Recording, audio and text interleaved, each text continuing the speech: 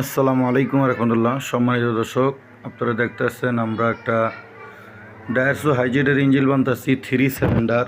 ইঞ্জিলের নাম হলো EF। তো ইঞ্জিলটা দেখেন ধোয়ার থেকে শুরু করে পরিষ্কার পরিচ্ছন্ন পরে আমরা ইঞ্জিলটা বাঁধা শুরু করছি, কেরাসে বাঁধলাম। এখন আমরা যে টাইট দিতেছি, তারপরে আমরা পিস্টন ঢুকাবো। অলরেডি 2টা পিস্টন ঢুকিয়ে দিছি, এখন 3 নম্বর পিস্টন। এই 3 নম্বর পিস্টন আমরা প্রসেসিং দেখাচ্ছি কেমনে কী করতেছি। রিংটা সেটিং করতেছি, মেন বেগিন বেয়ারিং কানেক্টিং এগুলো সেটিং করতেছি, প্রসেসিং করতেছি। তারপরে দেখা যাচ্ছে আমরা এটাকে করার পরে ইঞ্জিনটা আলহামদুলিল্লাহ লাইনারের ভিতরে পিস্টন আমাদের লাইনারের ভিতরে ঢুকে যাবে, ব্লকের লাইনারে। ওইটার ভিতরে ঢোকানোর পরে আলহামদুলিল্লাহ আমরা বাকি টাইট কমপ্লিট করে আমরা আলহামদুলিল্লাহ হেড চাপা দিব। এই হলো মোটামুটি আমাদের ইঞ্জিন বাঁধার প্রসেসিং।